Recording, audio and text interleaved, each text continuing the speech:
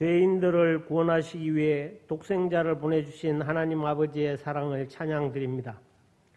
만물이 수생하는 봄을 주셔서 강산을 아름다운 꽃으로 장식하시고 모든 만물이 생육하고 번창하게 하심이 모두 하나님의 섭리를 깨닫고 하나님의 크신 사랑과 은혜에 진정으로 감사와 영광을 올려드립니다. 예수님은 우리의 모든 죄를 짊어지시고 고난당하심으로 우리에게 참 생명과 평화를 주셨습니다. 우리를 위해 친히 고난당하시고 모욕을 당하신 주님을 사랑합니다. 종료주의를 맞이하면서 옥합을 깨뜨려 주님을 맞이한 막달라 마리아와 같은 진실한 믿음을 주옵시고 우리가 가진 것들을 아낌없이 주님께 드리는 헌신의 삶이 되게 하여 주시옵소서. 주님의 오심은 양으로 생명을 얻게 하고 더 풍성히 얻게 하려 한 것이라고 말씀하셨습니다. 굶주린 우리를 영원한 양식으로 먹이시는 주님 감사합니다. 참으로 예수님은 우리에게 생명이 되시며 우리에게 소망이 되십니다. 우리는 주님의 믿음으로 우리의 죄가 사함을 받으며 주님께서 채찍에 맞음으로 우리가 나음을 입으며 주님께서 고통당하심으로 우리는 평화를 누립니다. 이 놀라운 십자가의 복음을 우리가 잊지 않게 하여 주시옵소서. 주님께서 베푸신 은혜에 감사의 눈물을 흘러내리는 심령이 되기를 원합니다. 그래서 입술에 항상 주의 사랑을 갖게 하셔서 만나는 모든 사람에게 예수 그리스도의 사랑을 전하는 자가 되게 하여 주시옵소서. 역사의 주인이 되시는 하나님 아버지, 이 나라 이 민족을 불쌍히 여기시고 긍휼과 자비를 허락하여 주시옵소서. 우리나라의 권세를 정부와 대통령에게 주셨으니 특별히 그들에게 간섭하여 주셔서 이 나라의 지도자들이 주님을 경외하는 마음과 겸손한 자세로 백성들을 섬기게 하여 주시옵소서. 지금 세계 곳곳에서 전쟁으로 석유 파동과 많은 피해가 발생하고 있습니다. 하루속히 종전 또는 휴전을 하여 국내외 경제에 더 많은 피해가 늘어나지 않게 하여 주시옵소서. 사랑의 하나님 아버지, 하나님의 크신 은혜와 섭리에 따라서 이곳에 오리동 제일교회를 허락하시고 몸된 교회가 영혼을 구원하는 일에 열심을 품게 하여 주심을 감사드립니다. 이미 저희들에게 믿지 않는 영혼들을 불쌍히 여기는 마음을 주셨으니 복음을 전하는 일에 부지런하게 하시고 열정과 인내를 더하여 주셔서 마지막까지 승리하게 하시고 한 영혼이라도 더 구원해내는 교회가 되게 하셔서 마지막 때에 칭찬받는 일꾼, 칭찬받는 교회가 되게 하여 주시옵소서. 이 시간 육신의 아픔과 고통을 호소하는 형제 자매들이 있습니다. 저희들에게 주님께서 채찍을 맞으심으로 나음을 입은 자녀가 되게 하여 주시옵소서. 치유하시는 십자가의 능력을 체험하게 하시고 상한 심령을 위로하는 주님의 사랑으로 깊은 심령을 안수하여 주시옵소서. 우리 자신의 믿음을 돌아보고 하나님을 의지하며 전적으로 주님께 맡기는 삶을 살게 하옵소서. 어려우면 어려울수록 예배를 통해 말씀으로 위로받게 하시고 기도 중에 희망의 빛을 보게 하여 주시옵소서. 사랑의 하나님, 내일부터 시작되는 고난주간 특별 새벽 기도의 가운데 주님 함께하여 주옵소서. 주님의 고난을 더 깊이 묵상하는 한 주간이 되게 하시고 주님이 디뎠던 그 발걸음을 우리도 딛게 하시고 주님께서 바라보셨던 그것을 우리도 보게 하여 주시옵소서. 주님께서 당하셨던 그 고통을 우리도 함께 나누기를 원합니다. 타성에 젖은 세속의 욕망을 버리고 오직 주님만을 기대하며 살아갈 수 있는 고난주간이 될 수 있도록 은혜를 더하여 주시옵소서. 오늘 찬양 예배는 남성교회 헌신 예배로 드립니다. 강병희 강사 목사님 오셔서 모리아산으로 가자라는 주제로 말씀 전하실 때 은혜 받고 더욱 헌신을 다짐해 나가는 남성교회와 우리 교인들이 되게 하여 주시옵소서.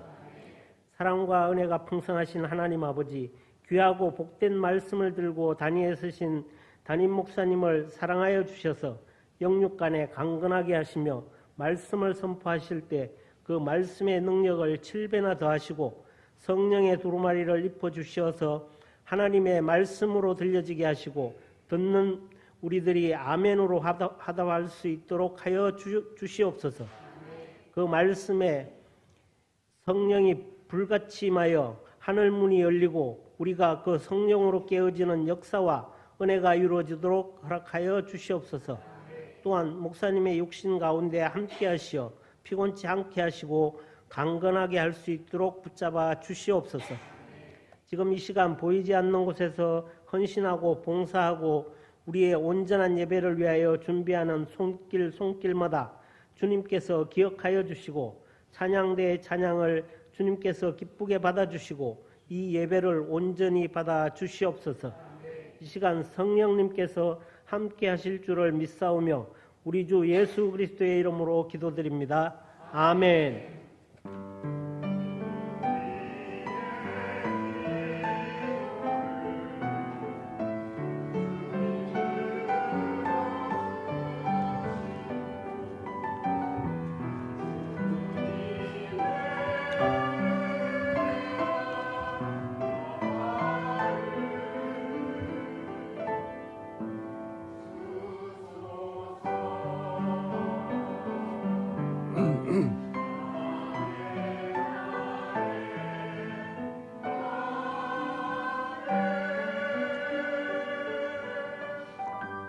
오늘 하나님께 주신 말씀은 빌립보서 2장 1절부터 11절의 말씀입니다.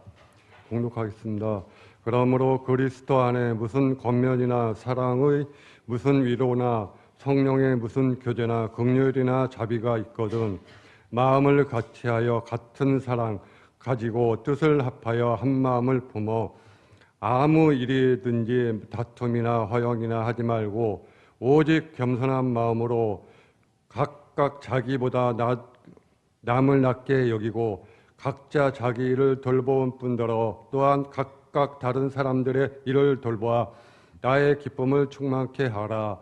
너희 안에 이 마음을 품으라. 곧 그리스도 예수의 이름이니 그는 근본 하나님의 본체시나 하나님의 동등함을 취할 것으로 여기지 아니하시고 오히려 자기를 비워 종의 형체로 가지사 사람들과 같이 되셨고 사람의 모양으로 나타나사 자기를 낮추시고 죽기까지 복종하셨으니 곧 십자가의 죽음이시라.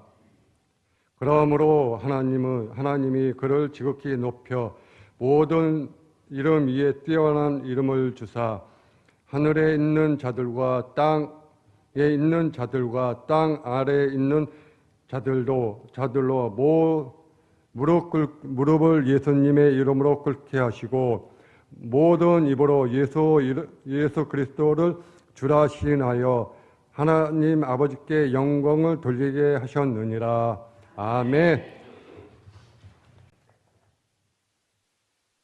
늘 말씀과 연관되어져서 찬양을 준비해 주시는 찬양대에 늘 감사를 드리고요. 오늘도 마찬가지로 주님의 겸손을 찬양하는 오늘 말씀과 연관되는 찬양을 해주셔서 너무 감사를 드립니다. 예배를 세우는 또 하나님의 은혜를 덧입을 수 있는 길을 여는 그러한 찬양입니다. 우리 모두가 다 예배를 세워가야 됩니다. 그리고 예배를 통해서 모두가 다 은혜를 입어야 됩니다. 오늘 성경 봉독해 주신 우리 이인상 집사도 전국을 이렇게 다니면서 일을 하다가 일이 끊겼어요. 그래서 교회에 나와서 지금 이제 한 달째 이렇게 꾸준하게 예배를 드려주셔서 얼마나 감사한지, 또 마침 또 순서가 되어져서 오늘 성경 봉독을 해주시니까 얼마나 감사한지 모르겠습니다. 1년 만에 거의 1년 넘게 순서를 담당 못했었는데 이렇게 순서를 담당해 줬습니다. 언제는 전화해가지고 가끔 저한테 전화해서 목사님 경주예요. 목사님 여기 포항이에요. 이렇게 전화를 저한테 했습니다. 어디 있든지 일하면서 우리 성도들이 그렇게 믿음으로 살아가는 것 볼 때 목사의 같은 기쁨이 되고 즐거움이 됩니다. 여러분들의 삶 이것이 하나님 앞에 들려진 바 되어지고 하나님께로부터 인정받는 이런 신앙 생활을 할 수 있는 모두가 다 되시기를 바랍니다. 오늘이 종료주일인데요. 우리가 종료주일 그러면 종료주일에 매번 하는 게 있잖아요. 오늘도 하겠습니다. 자, 준비하십시오. 종료주일에 우리가 어떻게 했죠?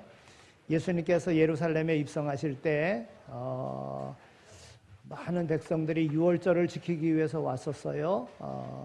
그 많은 사람들이 예수님이 예루살렘에 입성하신다. 그럴 때 이제 우리의 왕으로 오신다. 이런 생각을 하고 예수님을 환영했습니다. 나귀 타고 입성하시는데도 불구하고 이제 우리의 왕이 될 것이고 우리를 해방시켜 주실 것이고 오늘 우리의 모든 문제 해결해 주실 것이다 하면서 환영했었습니다. 그때 왕을 상징하는 종려나무 가지를 꺾어 들고 흔들면서 찬양을 또 환호를 했습니다. 어떤 이들은 옷을 벗어서 예수님의 그 가시는 길을 평안하게 가실 수 있도록 옷으로 깔기도 하고 그랬습니다. 그때를 한번 생각해 보시면서 예수님께서 예루살렘에 입성하시는 그날을 기념하는 오늘 종려주일인데 우리의 손에 종려가지는 아니지만 주보 또 주보 사이에 오늘 또 분홍색 특별 새벽기도 순서지도 있습니다. 뭘 드시든지 한번 들고서 우리 호산나 다윗의 자손이여 우리를 구원하소서 한번 외쳐보겠습니다. 자, 시작.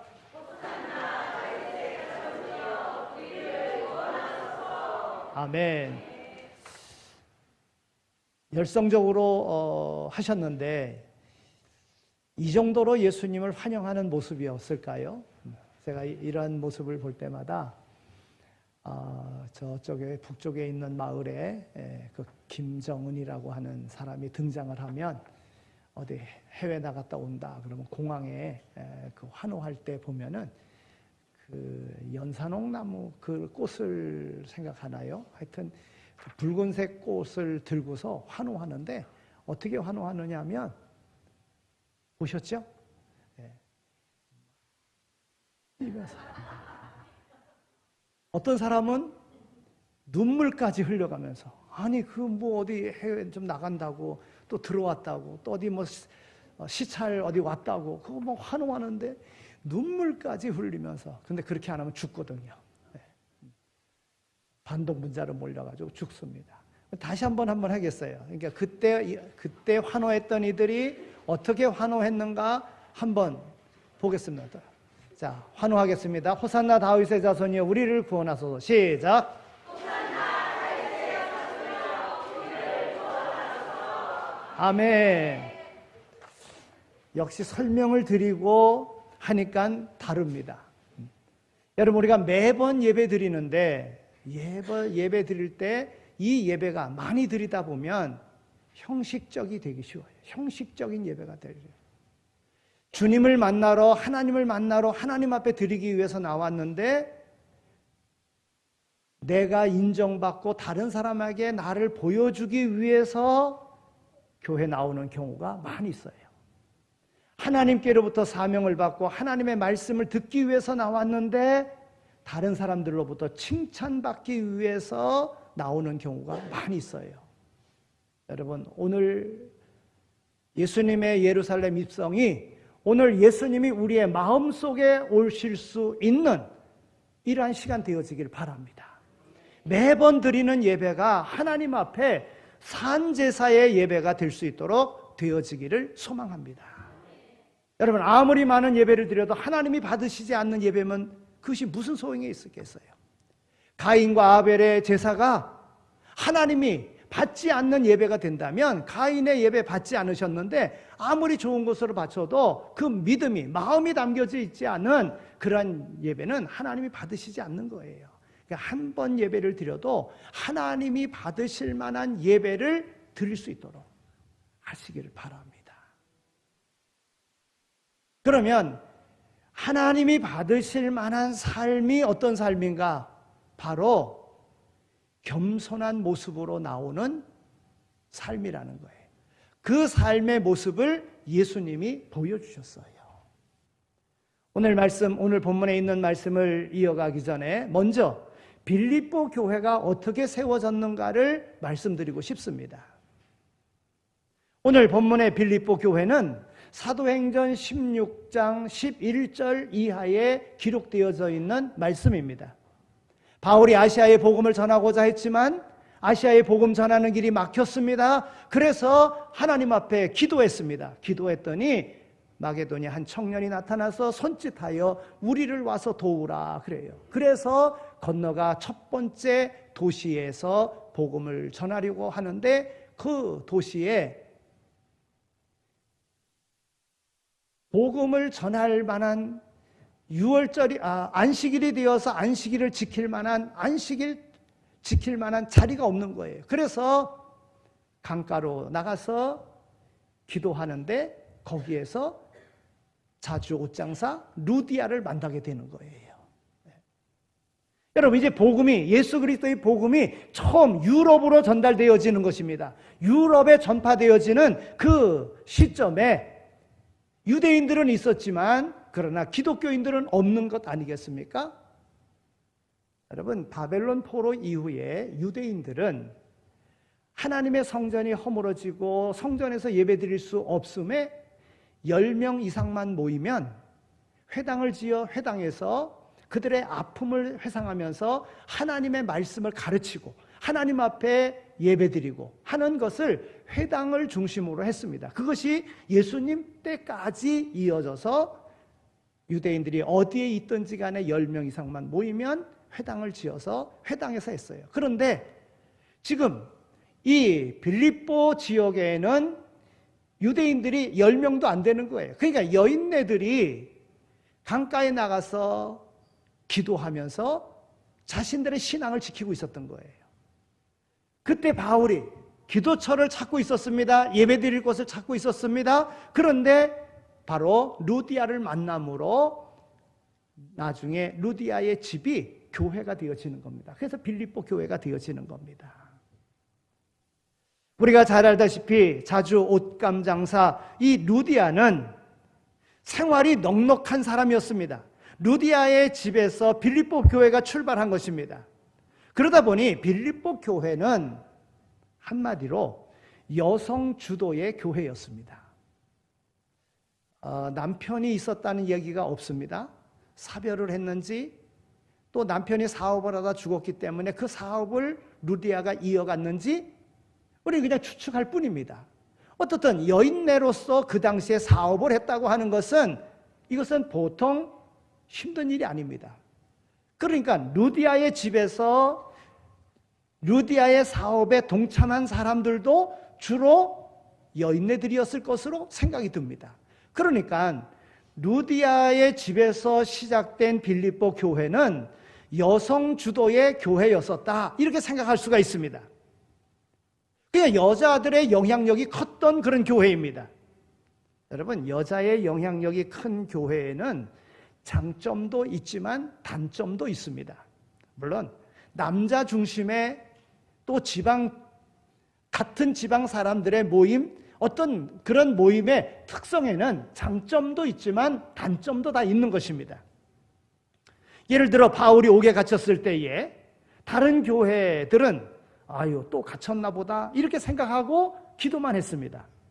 그러나 빌립보 교회는 그렇지 않았습니다.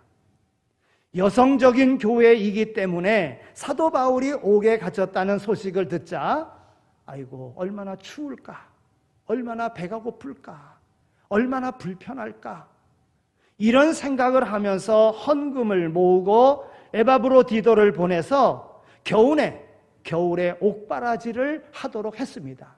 여러분, 이와 같은 것이 어떤 모습입니까? 모성애가 발달하는 것. 모성애가 발동해서 옥에 갇혀 있는 바울을 돌보게 되는 거예요. 이게 여성 주도의 교회의 이것은 장점이다, 이렇게 말할 수가 있을 것입니다. 그런가 하면 단점도 있습니다. 그것은 여성들의 결정적인 약점, 바로 질투심이라고 하는 것입니다. 빌립보 교회는 유오디아와 순두계라고 하는 두 여인 사이에 알력이 있었던 것을 우리는 압니다. 만사를 경쟁적으로 하고 질투하다 보니 그만 교회가 화목을 잃었습니다. 그래서 바울이 마음에 걱정을 합니다. 그리고 내가 유오디아를 권하고 순두계를 권하노니 하면서 서로가 하나 되어 화합하여 아름다운 교회를 이루라고 부탁을 합니다. 여러분, 교회는 각기 다른 사람들이 모였습니다. 생각도 다르고 삶도 다르고 다 다릅니다. 그러나 다른 이들이 하나로 뭉쳐져야지만이 교회는 힘이 되어지고 능력이 되어지고 하나님의 넘치는 사랑을 받게 되어져 있는 것입니다.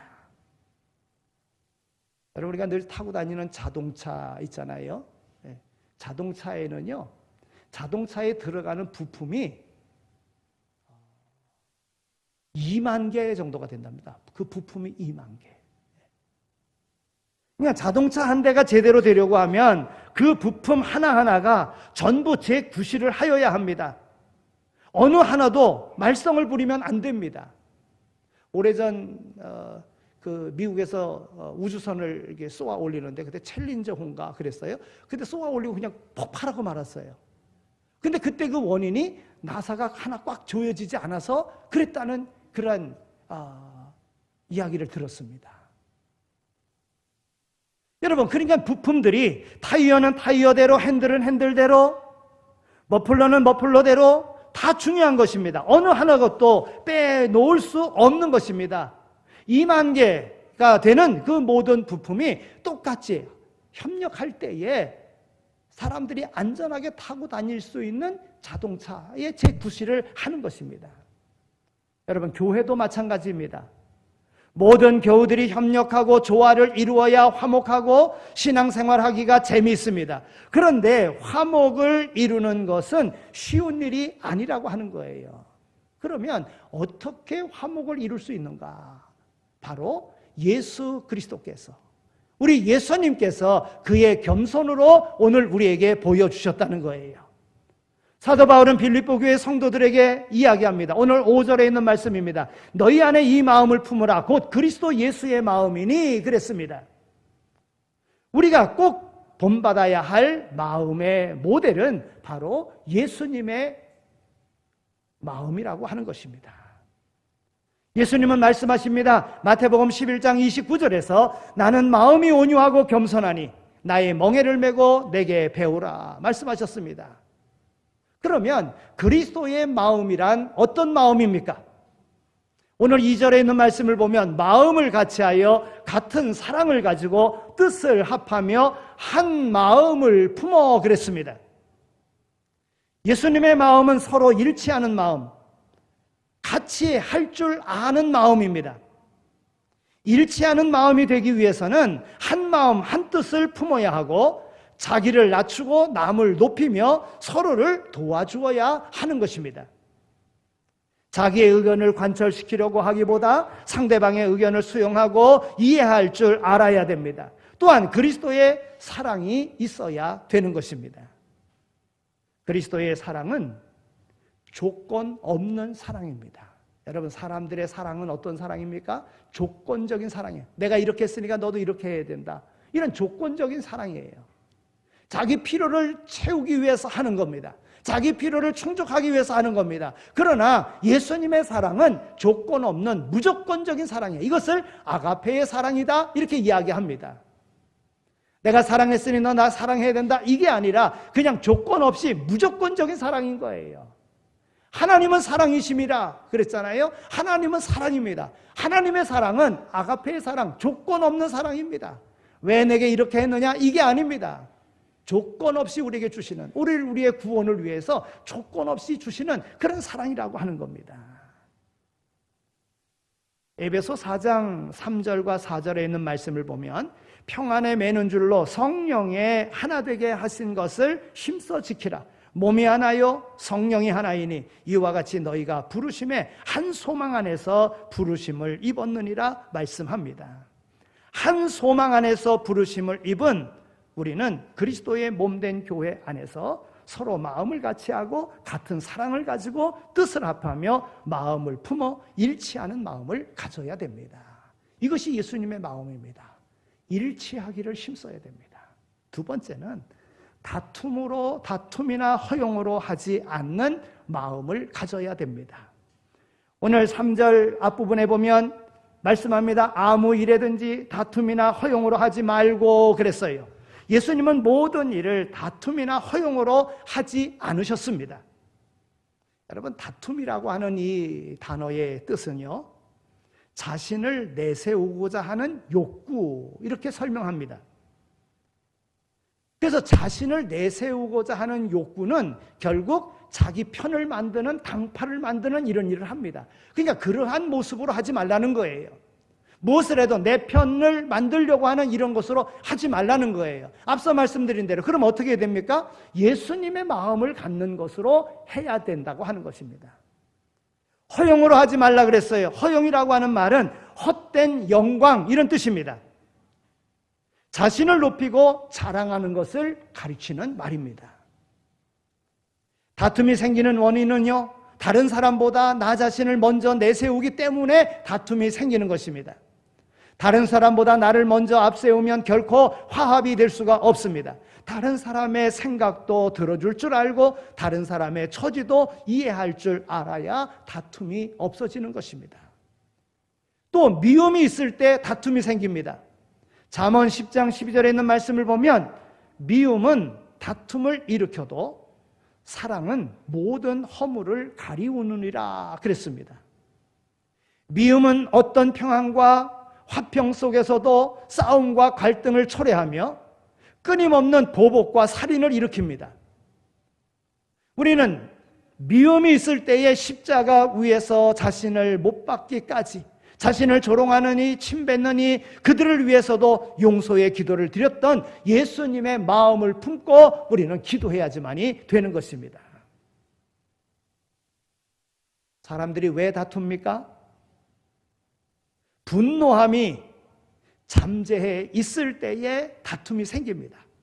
잠언 15장 18절에 있는 말씀을 보면 분을 쉽게 내는 자는 다툼을 일으켜도 노하기를 더디하는 자는 시비를 그치게 하느니라 말씀합니다. 시비가 있을 때에 그 분노를 참는 자는 하나님께도 영광이 되고 자기에게도 유익이 되는 것입니다. 분을 참고 이기는 사람이 결국은 승리하게 되어져 있습니다. 또 미련한 마음이 있을 때에 다툼이 생깁니다.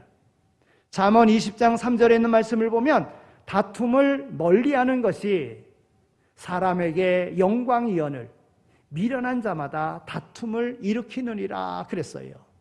미련한 자는 다툼을 잘 일으킵니다. 다툼을 잘 일으키는 자는 바로 미련한 자다, 이런 뜻입니다. 우리는 미련한 자가 되지 말고 지혜로운 자가 되어야 합니다. 중요한 것은 성령이 함께할 때 다툼과 허용에서 승리할 수 있다는 것입니다. 우리는 다투지 아니하고 모든 사람에게 온유하게 대하여야 할 것입니다. 예수님의 마음이 온유한 마음이었어요. 예수님의 마음이 겸손한 마음이었어요. 그것이 바로 다툼을 그치게 한다는 거예요. 빌립보 교회의 다툼을, 빌립보 교회의 문제를 바로 하나 되게 하는 것은 다른 데 있지 않습니다. 예수 그리스도의 마음을 품는 데서 예수 그리스도께서 말씀하신 대로 살아갈 때에 교회의 평안함이 이루어지는 것입니다. 세 번째는 자기보다 남을 낮게 여기는 마음을 가져야 됩니다. 오늘 2장 3절 하반절에 있는 말씀을 보면 오직 겸손한 마음으로 각각 자기보다 남을 낮게 여기고 그랬습니다. 예수님은 인간들의 죄를 대속하여 구원하시기 위해서 사람으로 낮아져서 이 땅에 오셨습니다. 그리고 창조주로서 피조물에 불과한 인간들을 섬기는 삶을 사셨습니다. 그들을 위하여 십자가의 죽으심으로 자기를 희생시키셨습니다. 이것이 오늘 7절과 8절에 있는 말씀입니다.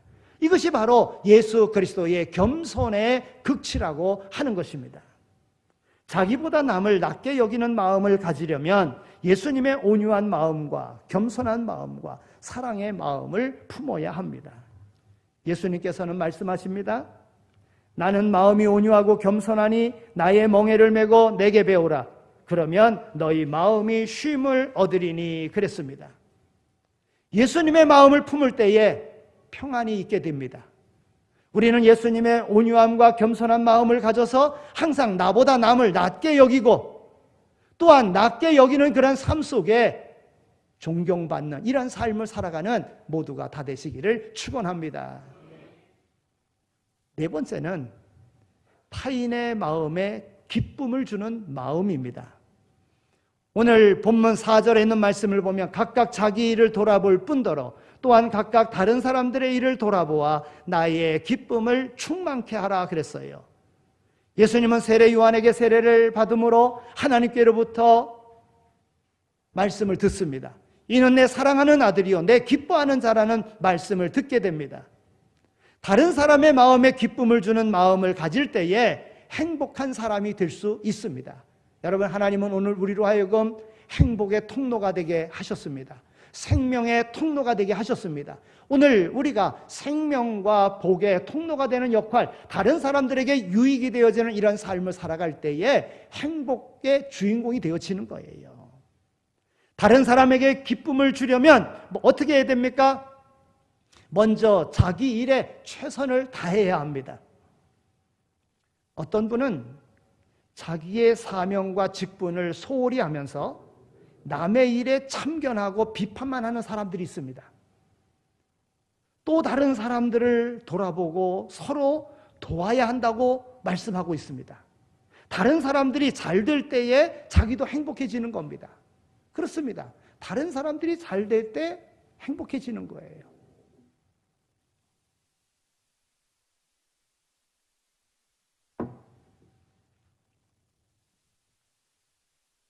오늘 우리의 삶 속에 다툼의 마음이 있다든지, 오늘 우리의 삶 속에 내 기쁨만을 추구하고 내 영광만을 위하여 살아간다든지, 이것은 결코 예수님의 마음과는 상반되는 거예요. 예수님의 마음을 품을 때에 주님은 오늘 우리와 더불어 함께 하셔서 우리의 삶을 주관해 주시는 놀라운 역사를 이루어 주실 줄로 믿습니다.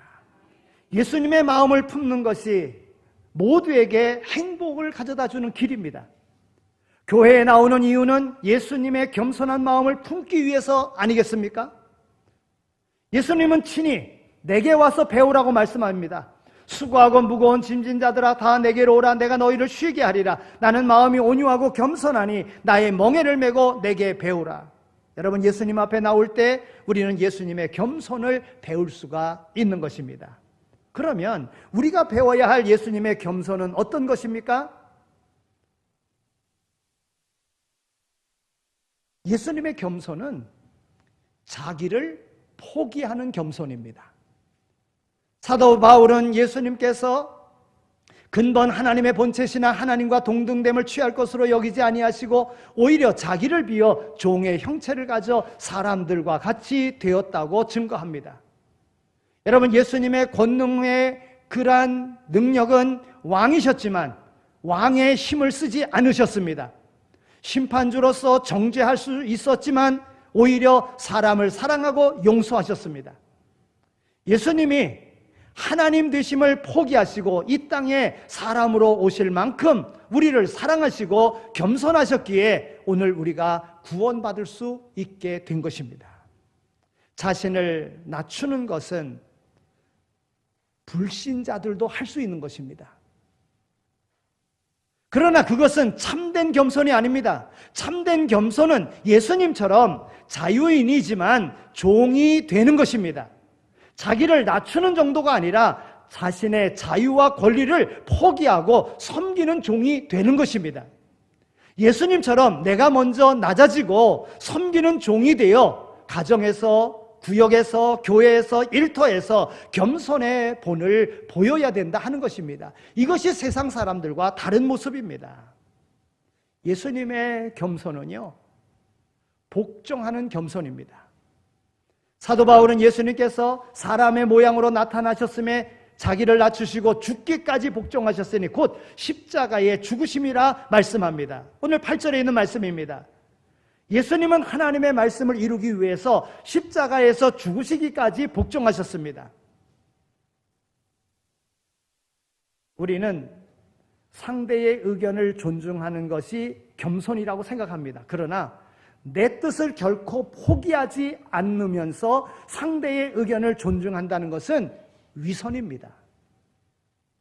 예수님처럼 대가를 바라지 않고 하나님의 말씀에 복종하는 것, 이것이 바로 참된 겸손이라고 하는 것입니다. 사울 왕이요, 처음에는 순종했습니다.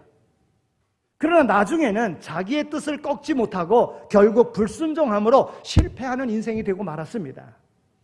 예수님처럼 죽기까지 하나님의 말씀에 복종하는 오늘 우리 모두가 다 되어야 될 줄로 믿습니다.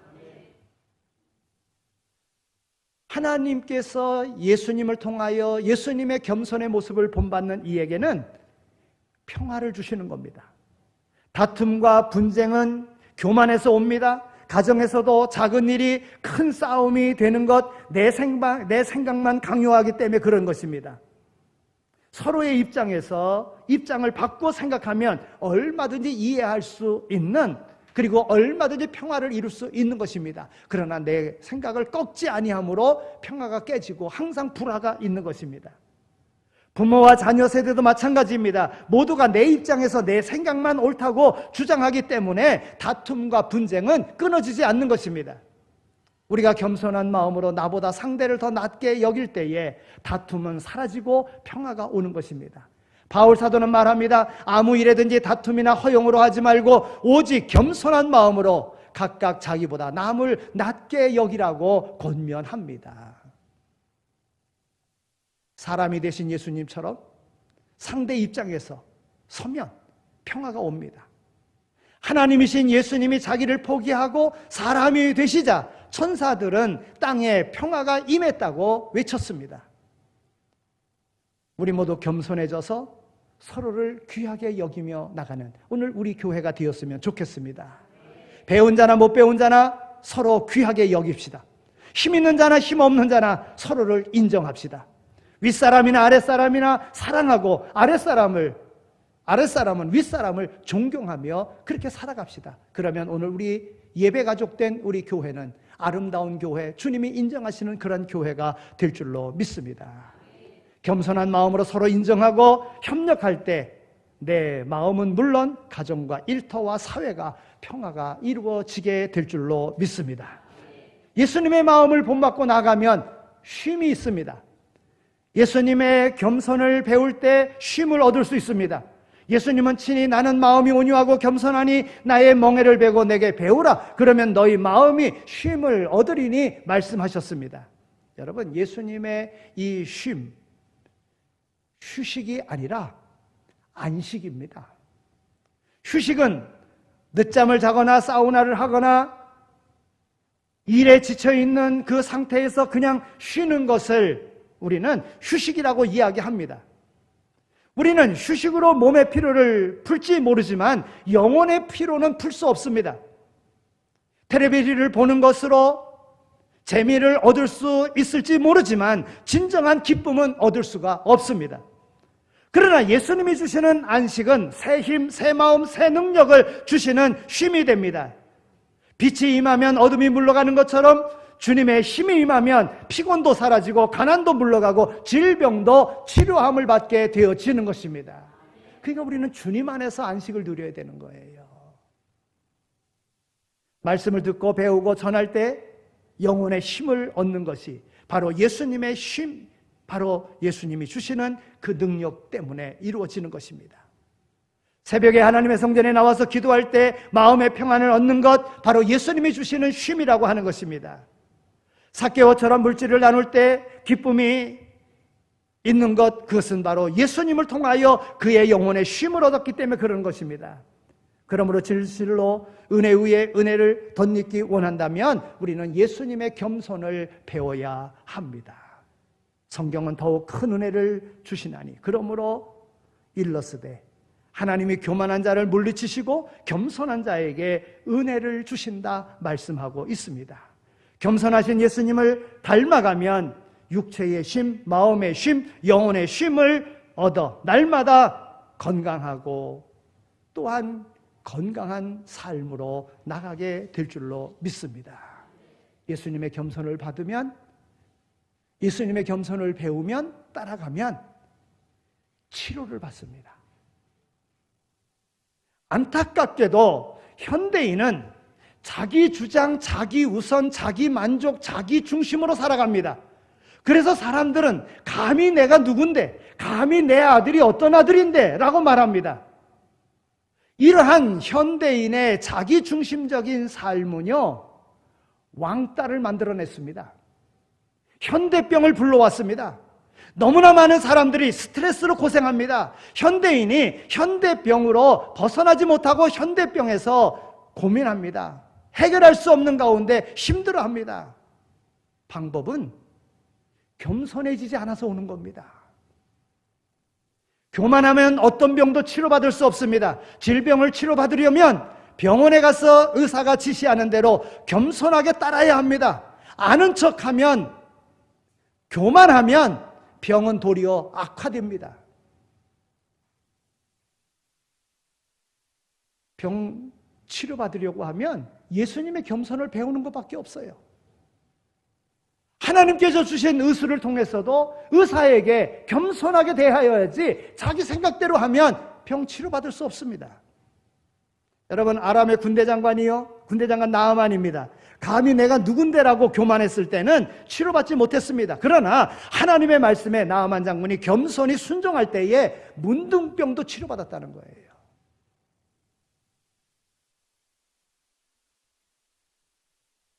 여러분, 예수님께서 사역하실 때에 한 백부장이 예수님 앞에 나와서 간구합니다.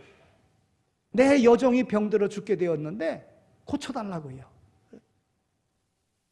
그러니까 예수님께서 그래, 내가 가서 고쳐주리라 그랬어요. 백부장이 뭐라 그럽니까? 백부장이 대답하여 가로되 주여, 내 집에 들어오심을 나는 감당하지 못하겠사오니 다만 말씀만 하옵소서. 그러면 내 하인이 낫겠사옵나이다. 여러분, 백부장의 겸손으로 하인의 병이 고침받았다고요. 여러분, 백부장이라고 하면 100명의 군사를 거느리는 사람입니다. 얼마나 권세가 있습니까? 얼마나 힘이 있습니까? 식민지 사회에서 유대인들 앞에서 로마의 백부장이라고 하면 대단한 권세를 가진 사람입니다. 그러나 예수님께서 가서 고쳐주겠다 그럴 때 내 집에 들어오심을 나는 감당하지 못하겠습니다. 여러분, 이게 뭡니까? 겸손한 마음이에요. 그냥 말씀만 하십시오. 네? 그래서 그 여종이 고침을 받았다는 것입니다. 이처럼 내가 겸손하면 나만 사는 것이 아니라 남도 살릴 수 있습니다. 또한 겸손하면 물질회복, 성공회복, 건강회복, 영생회복 받을 수 있다고 하는 것입니다. 성경은 겸손과 여호와를 경외함의 보응은 재물과 영광과 생명이니라. 잠언 22장 4절에 말씀하고 있습니다. 사랑하는 성도 여러분, 저는 이 말을 할 때마다 눈물이 나요. 왜일까요? 전 정말 사랑하기 때문에 그렇습니다. 전 여러분들이 잘 되기를 원합니다. 문제가 좀 없으면 좋겠습니다. 바른 믿음으로 살았으면 좋겠습니다. 주님의 몸된 교회를 위하여 살았으면 좋겠습니다. 주님을 본받아가면 좋겠습니다. 그러면 병 치료받습니다. 문제 해결 받습니다. 존귀와 영광을 받습니다. 하나님은 그렇게 우리를 세워주실 거예요. 주님께서는 아낌없이 우리를 사랑하셨습니다. 겸손한 모습으로요. 우리가 주님을 닮아갈 때 주님께서 오늘 우리에게 주시고자 하는 모든 것, 내가 이루고자 하는 것보다 더한 은혜를 오늘 우리에게 주실 줄로 믿습니다. 그 은혜를 받아 누리는 모두가 다 되시기를 소망합니다. 하나님 감사합니다. 이 종료주일에 인생의 문제를 해결하시기 위하여 이 땅에 오신, 그리고 예루살렘에 입성하시는 예수님, 그들은 정치적으로, 육체적으로 그들의 문제를 해결받을 메시아로 그렇게 생각하고 환영했지만, 그러나 예수님은 죄의 문제를 해결하셔서 영원한 생명을 얻게 하시기 위하여 오셨음을 성령을 주심으로 그 모두가 깨달았던 것과 같이 오늘 우리로 예수님의 겸손을 배우게 하시고 우리로 하여금 성령의 충만함을 받아 세상을 이기며 살아갈 수 있는 우리 모두 다 되게 하여 주옵소서. 다툼을 일으키는 교만을 버리게 하여 주시고 분쟁을 일으키는 교만을 버리게 하여 주시고 겸손하게 남을 나보다 낮게 여기는 이런 마음으로 주님의 마음으로 승리의 인생 살아가는 축복의 인생 살아가는 우리 모두 다 되게 하여 주옵소서. 감사합니다. 예수 그리스도의 이름으로 기도드립니다. 아멘. 이제는 우리의 죄를 대속하시기 위하여 십자가에서 보혈의 피를 흘리심으로 우리에게 은혜를 베푸신 예수 그리스도의 은혜와